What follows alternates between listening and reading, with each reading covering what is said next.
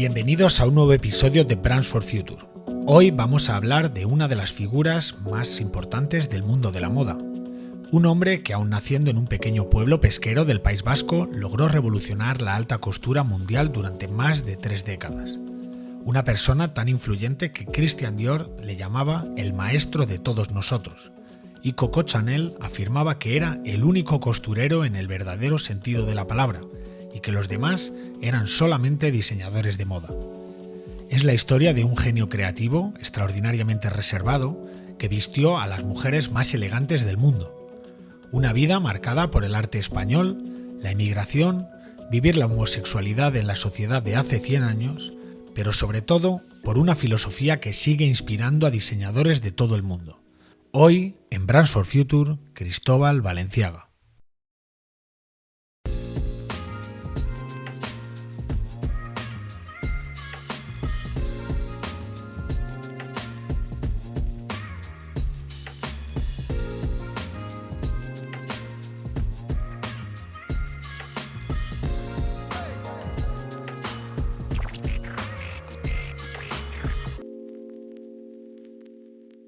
Brands for Future es un podcast de Crater, una agencia donde ayudamos a las empresas a conectar mejor con las personas, a diferenciarse de la competencia y sobre todo a generar nuevas oportunidades de negocio a través de su marca, sus productos digitales y su comunicación.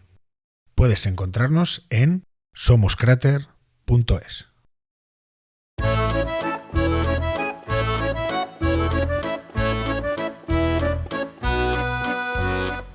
Cristóbal Balenciaga Eizaguirre nace el 21 de enero de 1895 en Guetaria, una localidad situada en la costa de Guipúzcoa, en el norte de España. Guetaria es un pequeño pueblo marinero con un puerto y un bonito casco medieval. En esta época su economía se centraba básicamente en la pesca, pero con una larga tradición no solamente marítima, sino como enclave comercial. Cristóbal Balenciaga nace en un ambiente de austeridad. Era el pequeño de 3 hermanos y toda la familia vivía en una casa típica de pescadores de finales del siglo XIX. Un edificio sobrio, construido en mampostería, con ventanas pequeñas y sin apenas decoración. Desde su casa se divisaba el puerto de Guetaria y, por supuesto, el mar Cantábrico. Un paisaje que Balenciaga amaría profundamente durante toda su vida. Su padre, José Balenciaga, era pescador y patrón de barco, que llegó incluso a ser alcalde de la localidad durante varios años. Su madre, Martina Eizaguirre, trabajaba como costurera para las familias aristocráticas que veraneaban en la zona. Cuando Cristóbal tenía apenas 11 años, su padre muere en un accidente en el mar, dejando a la familia en una situación económica bastante complicada. No existen registros detallados sobre los motivos exactos de la muerte de su padre, pero todo apunta a un naufragio. Lo que sí sabemos con seguridad es que dejó a la familia en una situación complicada. Su madre quedó viuda con apenas 40 años y con 3 hijos pequeños, y para Cristóbal la muerte de su padre tuvo un gran impacto. Agrandó aún más el vínculo que tendría con su madre a partir de entonces. La infancia de Balenciaga transcurrió en un periodo de transformaciones sociales y culturales. El País Vasco de finales del siglo XIX vivía una época de industrialización y San Sebastián, la capital de la provincia, se consolidaba como el destino veraniego favorito de la aristocracia europea y la familia real española. El joven Balenciaga tuvo la oportunidad de observar de cerca la elegancia y el refinamiento de estas clases altas. En esta época su madre trabajaba para Blanca Carrillo de Albornoz y Elío, la 7ª marquesa de Casatorres, que veraneaba en su palacete de Guetaria. La marquesa se fijó en el joven que acompañaba a su madre a todas partes y le planteó un desafío que parecía imposible. Según relata el propio Balenciaga en su única entrevista concedida a Paris Match en 1968, la marquesa le propuso copiar uno de sus vestidos más exclusivos, y lo hizo. La marquesa se puso su vestido para ir a misa el domingo siguiente a que éste se lo entregara, lo cual no solo supuso un orgullo personal para el joven Cristóbal, sino que fue una demostración de su talento innato y su primera incursión en la alta costura. Este episodio no solo demostraba el talento del joven, sino que estableció esa conexión fundamental entre el mundo de la aristocracia y su sensibilidad estética. La marquesa se convertiría en su primer mecenas y le abriría las puertas a un mundo de elegancia y refinamiento que marcaría para siempre su visión del diseño.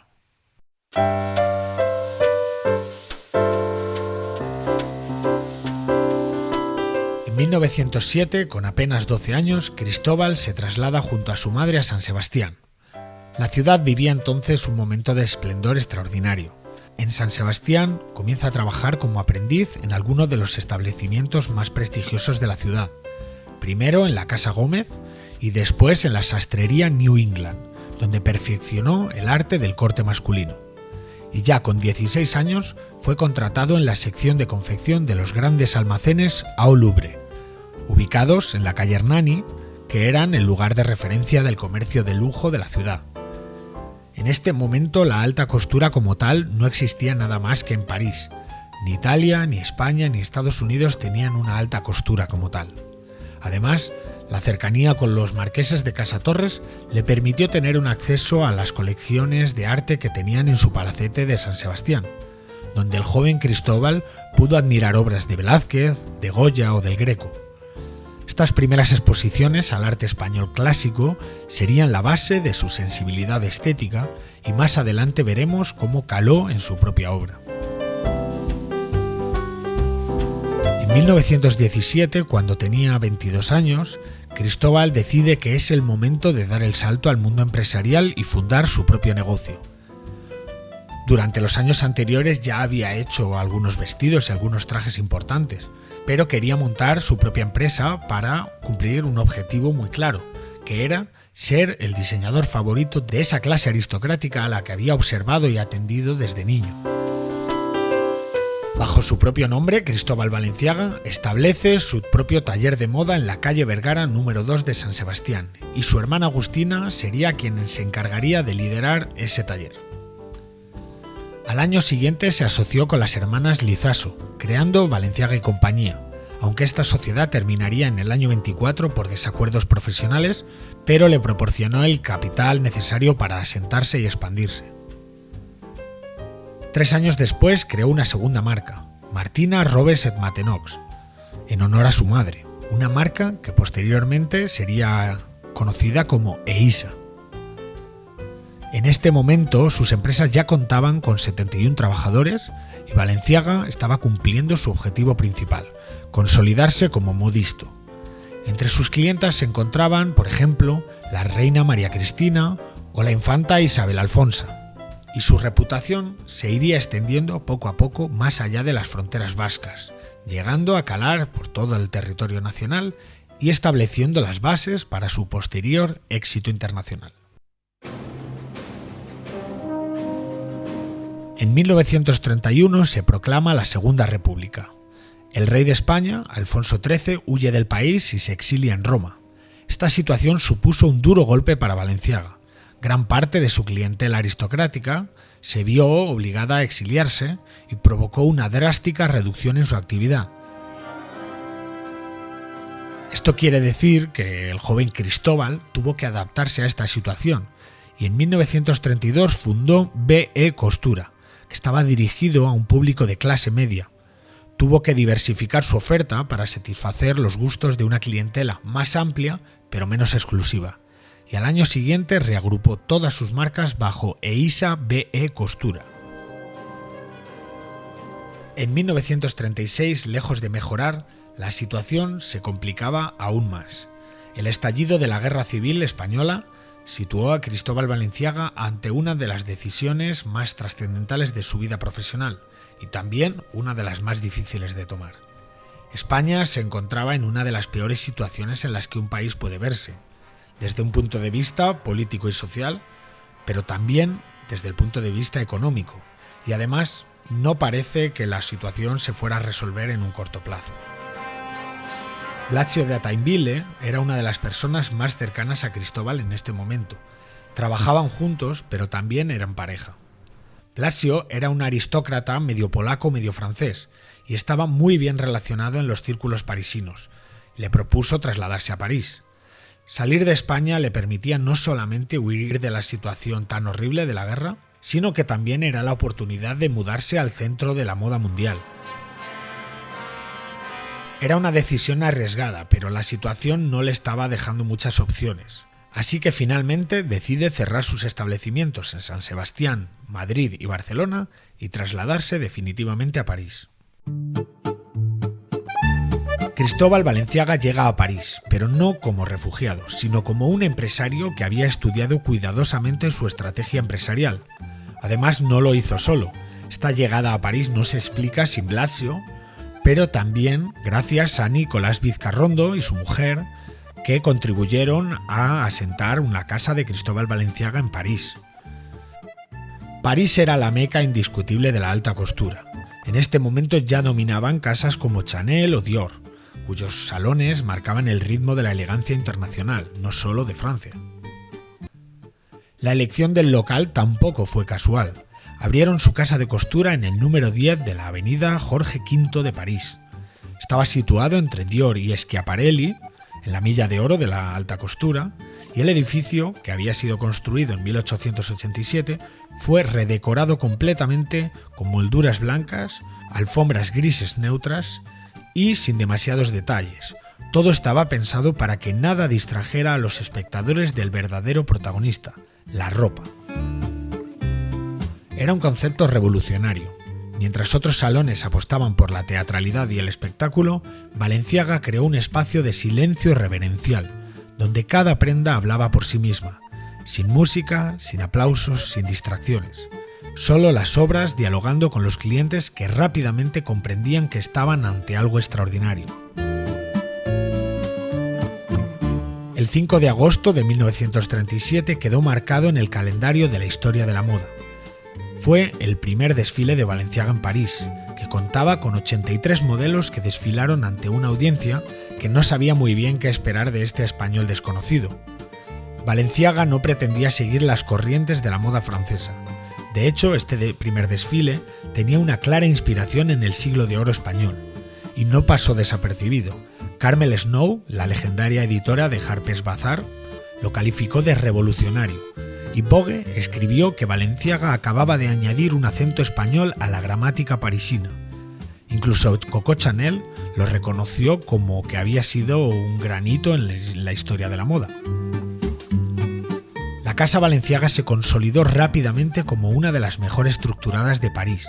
Dirigida por Mademoiselle René, se dividía en departamentos estrictos, cada uno dirigido por un jefe que había ascendido internamente. Era la casa que más empleados tenía y donde mejor se pagaba. Y aunque sus vestidos eran simples, se basaban en la reinterpretación de la tradición española, pero con formas bastante innovadoras. De esta época podríamos destacar el vestido infanta, que estaba inspirado en los retratos de Diego de Velázquez y que evocaban la grandeza de la corte española del siglo XVII. La aristocracia europea y americana adoptó este vestido inmediatamente como un símbolo de elegancia histórica. Posteriormente lanzó la línea Toné, la línea barril. Balenciaga presentó esta línea revolucionaria que se alejaba de la estética encorsetada dominante, incluso de la estética que él mismo había trabajado anteriormente, y que eran una respuesta directa al New Look de Christian Dior, ofreciendo una alternativa más libre y más cómoda a la mujer moderna. La tragedia llegó en 1948 cuando Blasio muere repentinamente en Madrid a los 49 años durante una visita navideña. Sufrió un infarto cerebral y la muerte de su compañero de vida devastó completamente a Balenciaga. Como homenaje a su gran amor, presentó una colección íntegramente en negro, que según los expertos, con esta colección del año 48, el negro dejó de ser un símbolo de luto y pasó a convertirse en sinónimo de elegancia. Y es que Balenciaga vistió de luto a toda la sociedad parisina sin que ésta fuera plenamente consciente de por qué vestían de negro. Tras la muerte de Blasio, Balenciaga estuvo a punto de dejarlo todo. Sin embargo, con el tiempo encontró compañía en Ramón María Esparza Biela, un joven diseñador navarro de Lesaca que se convirtió en su segunda y última pareja. Ramón Esparza entró al taller de Balenciaga en 1949, poco después de la muerte de Blasio. Comenzó como dibujante, pero pronto se convirtió en la mano derecha del maestro y en su compañero de vida, su pareja, durante los siguientes 25 años. El El año 1951 marcó un punto de inflexión en la introducción simultánea de 3 diseños fundamentales: el traje semientallado, la marinera y el midí. Y durante esta década, la década de los años 50, vendrían muchas de sus piezas más icónicas. Las faldas globo, que anticiparon los futuros experimentos de Balenciaga con formas geométricas y volúmenes abstractos; la línea saco, que generó una gran controversia por sus formas no ajustadas y que desafiaban las normas de la época; pero también la invención del gazar, una colaboración con Gustav Zumsteeg de la casa suiza Abraham, que juntos desarrollaron este material, el gazar. Era un tejido de propiedades escultóricas que se podía mantener rígido y que era fundamental para sus futuras creaciones más conceptuales. Pero cómo no, también tendríamos que destacar el baby doll, el vestido baby doll que estaba inspirado en la indumentaria infantil. Durante estos años dorados, Balenciaga vistió a algunas de las mujeres más elegantes del mundo: Marlene Dietrich, Greta Garbo, Anita Ekberg, Grace Kelly, Ava Gardner, Audrey Hepburn, Jackie Kennedy o la duquesa de Windsor. Una lista interminable de iconos de la época que lucían sus vestidos. Además, su ropa también apareció en numerosas películas famosas de la época. La década de los 60 se caracterizó por la depuración de sus formas y la abstracción. Balenciaga comenzó a introducir formas cada vez más puras y abstractas, llevando al límite sus conceptos previos y utilizando tejidos de cierta rigidez, como lo que hemos hablado del gazar. Su objetivo era crear siluetas completamente disociadas del cuerpo, vestidos y trajes completamente separados de las formas femeninas. De esta época podemos destacar el vestido nupcial para Fabiola de Mora y Aragón, la que sería la futura reina de Bélgica, o por ejemplo el conjunto Grace Kelly, uno de los diseños más lujosos creados por Balenciaga y confeccionado exclusivamente para la princesa Grace Kelly de Mónaco. El 22 de mayo de 1968, Balenciaga anuncia oficialmente su retiro. Comunicó el cierre inmediato de todas sus casas de costura. Esta decisión conmocionó al mundo de la moda, ya que se trataba de un retiro sin sucesión. La decisión estuvo motivada por los importantes cambios sociales de la época, como podían ser los movimientos de mayo del 68, pero sobre todo por la llegada del prêt-à-porter, o sea, la ropa que estaba hecha directamente para usarse, la ropa que no estaba hecha a medida. Este fue el factor determinante que empujó a Balenciaga a tomar su decisión de retirarse. La bonanza económica de los años 60 y la aparición de una nueva generación joven, deseosa de cambios y de libertad, que no estaba asociada con los valores de Balenciaga, y era una filosofía completamente opuesta a su manera de ver la costura. Balenciaga siempre había sido un purista de la alta costura y nunca realizó una colección de prêt-à-porter. Lo más cercano que estuvo de desarrollar una línea de este tipo fue cuando diseñó los nuevos uniformes para las azafatas de la compañía aérea Air France. En 1968, el director de transportes de Air France escribió a Cristóbal invitándole a diseñar los nuevos uniformes para las azafatas de esta línea aérea. El resultado fueron los diseños más longevos de la historia de Cristóbal, ya que fueron usados durante casi 10 años.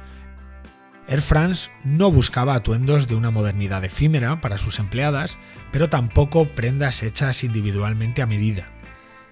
Habían realizado un estudio sobre las necesidades de las azafatas en sus trabajos diarios y también había que tener en cuenta factores como por ejemplo los cambios climáticos a los que se enfrentaban los empleados, los gustos de la clientela y también las opiniones de las propias azafatas. Y bueno, pues una vez realizado este briefing, decidieron que el nombre elegido no podía ser otro que Cristóbal Balenciaga.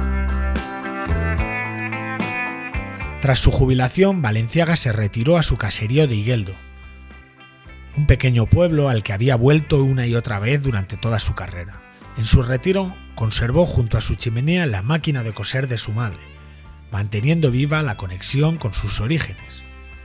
Y es que durante estos años de retiro, no solo le gustaba callejear por San Sebastián o por Bayona, sino que viajaba, leía, cuidaba de sus amistades, pero siempre alejado de los focos mediáticos.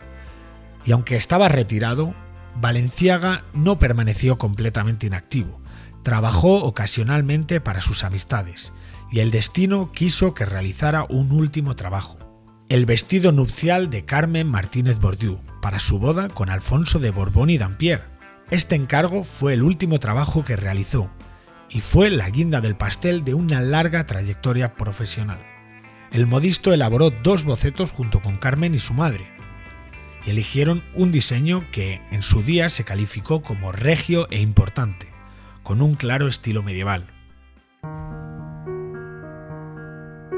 Lo que no sabía Cristóbal es que tan solo unos días después, mientras disfrutaba de unas vacaciones en el Parador de Javea con Ramón Esparza y con su sobrina, sufriría un fallo en el corazón. Fue trasladado urgentemente al Hospital de la Sagrada Familia de Valencia, donde falleció la mañana del 23 de marzo a causa de un infarto de miocardio. El 25 de marzo sus restos regresaron definitivamente a su casa, a Guetaria, donde fue enterrado en el pequeño cementerio sobre la colina y con vistas al mar, las mismas vistas que había estado observando durante toda su infancia. El funeral fue muy emotivo, acompañado por su familia, colaboradores, colegas, amigos y vecinos. La prensa internacional del momento tituló sus portadas con un "El rey ha muerto". Balenciaga contribuyó decisivamente a la liberación de la mujer a través de la moda. Sus diseños facilitaron progresivamente cómo se vestían. A mediados de los años 50, la mayoría de prendas ya podían ponerse y quitarse por encima de la cabeza. Parece una tontería, pero hasta ese momento los trajes de alta costura requerían de varias personas para poder ponerse. Son contribuciones que favorecían la comodidad y que todavía perduran hoy. A pesar de su carácter reservado, Balenciaga fue extraordinariamente generoso con sus discípulos, entre los que podemos encontrar, por ejemplo, a Hubert de Givenchy, que aunque no trabajó directamente en sus talleres, fue su gran amigo y su admirador. Cuando Balenciaga cerró sus casas en 1968, recomendó personalmente a Givenchy a sus clientas, asegurando así la continuidad de su tradición artesanal. Pero también tenemos que nombrar a Óscar de la Renta. El diseñador dominicano trabajó en Madrid en los años 50 para Balenciaga y aprendió esa construcción y atención a los detalles que caracterizaban al maestro. Como es natural, el legado de Balenciaga sigue patente hoy en día. Ramón Esparza mantuvo vivo el legado de Balenciaga organizando exposiciones por todo el mundo. En 2011 se inauguró el Museo Cristóbal Balenciaga de Guetaria, y las continuas exposiciones de su obra en los museos más prestigiosos del mundo demuestran que el legado del maestro sigue inspirando a las nuevas generaciones. En 2019, el Museo Thyssen-Bornemisza organizó una de las exposiciones más importantes, una exposición historicista que reunió 90 piezas de Balenciaga con 55 obras de la pintura clásica española, demostrando visualmente las profundas conexiones que había entre ambos mundos. Cristóbal Balenciaga falleció hace más de 50 años, pero su influencia en la moda contemporánea sigue siendo inmensa. Su filosofía de que un modisto debe ser arquitecto para la forma, pintor para el color, músico para la armonía y filósofo para la medida, resumen perfectamente su enfoque multidisciplinario del diseño de la moda y su visión artesanal. Su historia personal, desde los humildes orígenes de una casa de pescadores en Guetaria hasta convertirse en el rey de París, representa uno de los ejemplos más extraordinarios del talento y perseverancia del siglo XX. Como dijo Christian Dior, la alta costura es una orquesta que solo Balenciaga sabe dirigir, y esa música sigue sonando hoy, más de medio siglo después. Gracias por escucharnos, nos vemos en el próximo episodio. Un saludo.